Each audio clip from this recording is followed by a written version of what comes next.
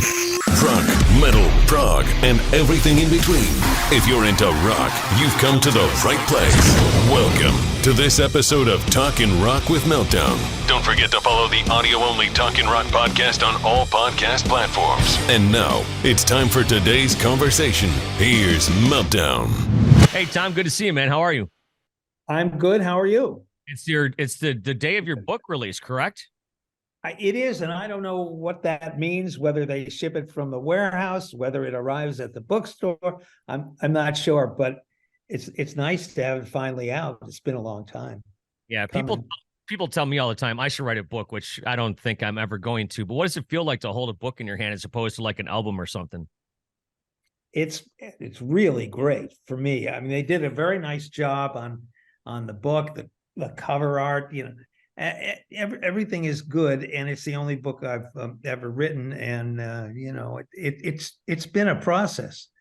It takes a while to put this thing together with a proposal and an agent, and then anyway, I'm delighted that it's out and people are surprised that a record producer can actually write a whole sentence.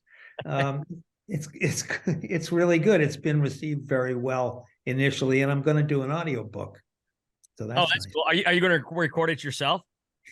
I am. My son doesn't think I should. He thinks I should get all kinds of musicians, but I'm not. No, I'm very excited about recording it myself. I know the text pretty well. Yeah. So, of course, you just mentioned you've worked with all sorts of musicians, and your book, like we just mentioned, is out today. But, I mean, obviously, being here in Detroit, I have to just ask you, like, what it was like working with Ted. And you worked with him early on in his career, didn't you? I did. We did not discuss politics. I want to make that pretty clear.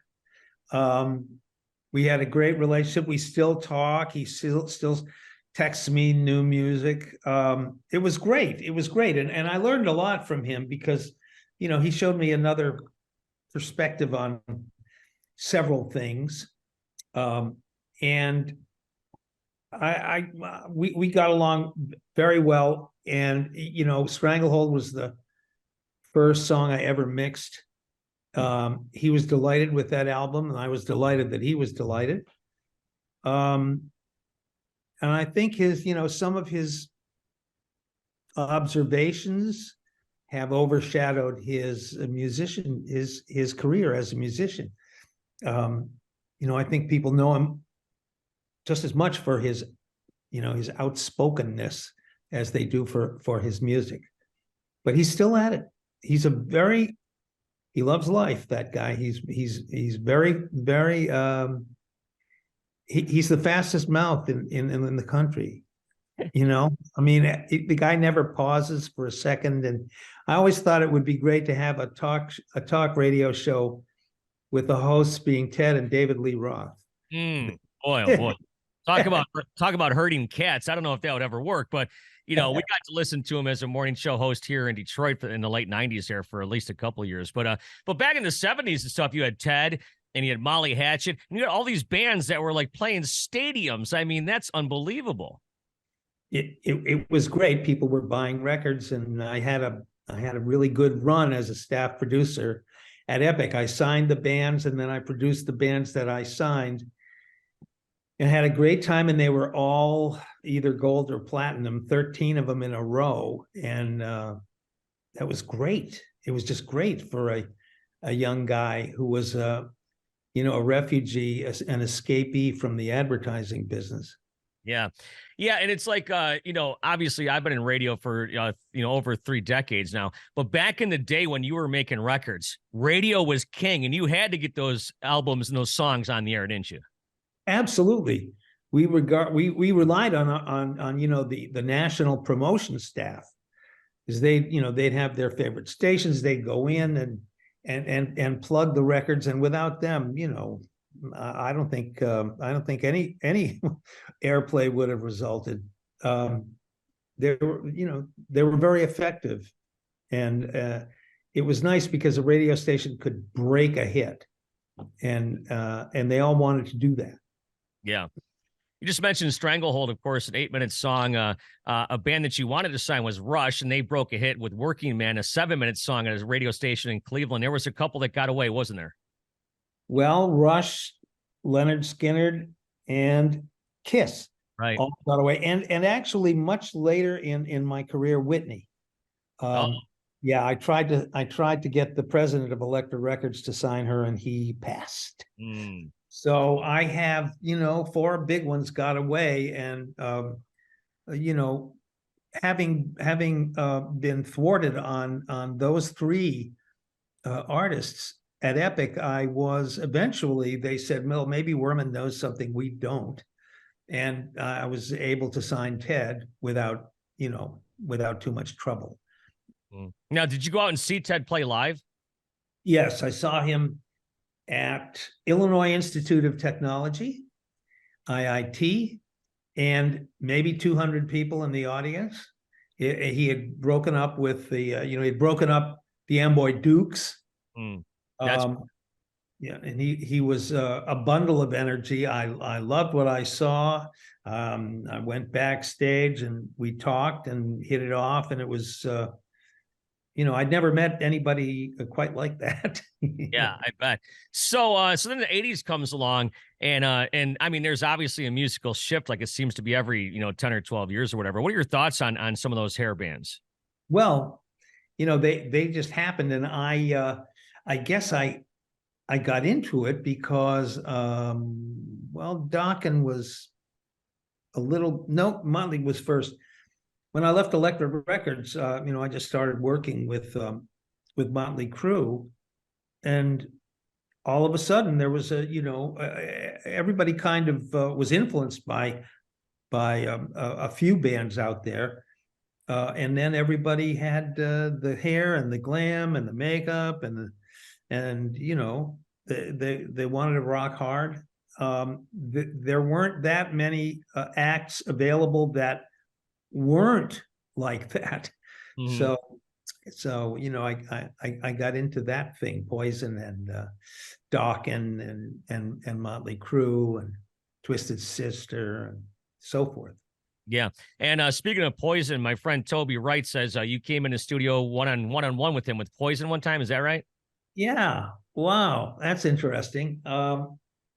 Yeah, we did use one-on-one and the record plant, I think, but most of it was done at one-on-one. Where was that? Was that in Burbank? That might have been in California, but Toby's question for you actually was, where's his book? He wants to know where his copy is. Tell him to email me his address. Yeah, but all those bands in California, I remember when I first started in radio, there was a band called Nevada Beach, and they said the name of the band was because there were so many bands in California, it was going to fall right off the face of the earth and right into the ocean, and that there was going to be a Nevada Beach. So it's like, yeah, it probably was somewhere in California with that Poison recording that you're talking about. Yeah, I remember. It was a really. I know one-on-one was very good, and I haven't thought about Toby in what, 40 years? Is it? No, maybe 35. I was going to say, after all the work he did, I mean, for God's sake, he mixed And Justice for All, and that's a story for another time. Yeah. So then another one of my producer friends, Jay Rustin, I don't know if you know Jay, but he says you're one of his mentors, and he's never even had a chance to meet you. So Jay is like he's one of the hotshot rock producers now. He produces a lot of stuff. He's actually in the studio right now with Anthrax working. Wow. I didn't know they were still recording. It's amazing. Some of the, REO is 50 years on the road now. It's pretty remarkable stuff, how long some of these acts last and how long they want to be on the road, not just that they need the money. Yeah. In your mind, looking back on your career and stuff, what was like the keys for as far as, you probably saw a lot of bands that you didn't sign, but what were the keys to the ones that you saw that you liked, that you wanted to work with? What were you looking for? Something new, and something different, and something that I simply liked, because it just turned out that when I liked it a lot, it usually struck a chord in the listener. They liked it a lot too. I don't know. I just had an ear for what had a lot of commercial potential, I guess. There's no way to define it, to say, well, this band had these following qualities, and so I signed them. You just say, wow, these guys are good. They offer something new, and they offer something that nobody else can offer. Mm, yeah. And, songwriting, musicianship, appearance, whatever it is, or a combination of all of them. And you jump at it. There were some bands that I signed that nobody else was interested, and they were very big. So it was that was it. I liked it, and I signed it, and it worked. Yeah, sometimes I see a band which I don't understand or I don't get, or it's just not for me, but I could see how it could be popular. Right. There are a lot of those in our lifetimes. Absolutely. Yeah, for sure. Working back in the day, these bands were young and they were hungry. And of course, there was all sorts of, let's say, extracurricular going on. How many times did you use hired guns, or how many times, or, like a percentage or whatever, did you use like ghost musicians? I had no musicians without credit, except Cheap Trick did not want to credit Steve Lukather who, fabulous session guitarist and who was in Toto.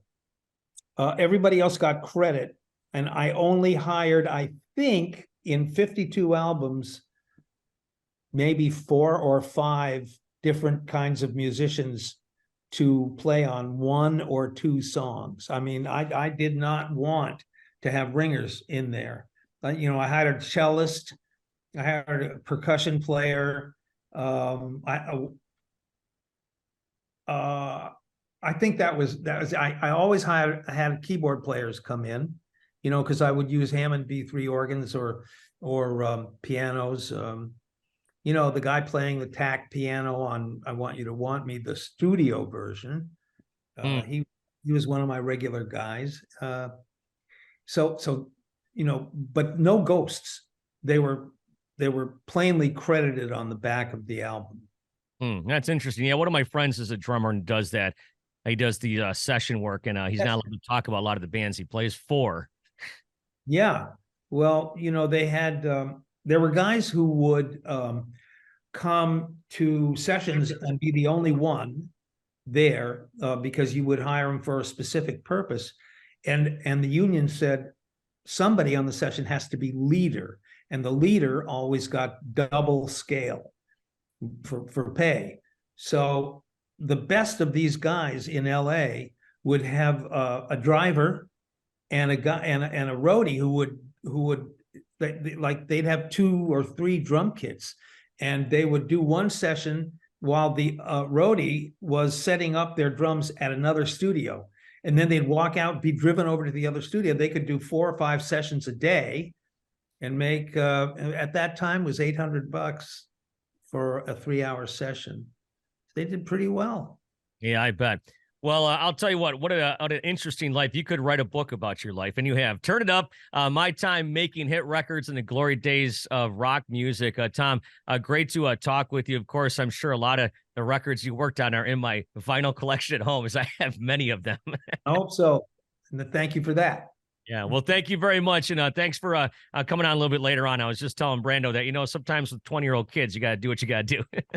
Oh yes, I remember. I almost remember. And thank you for having me, and have a great holiday. You too, Tom. Thank you so much. Okay, bye-bye.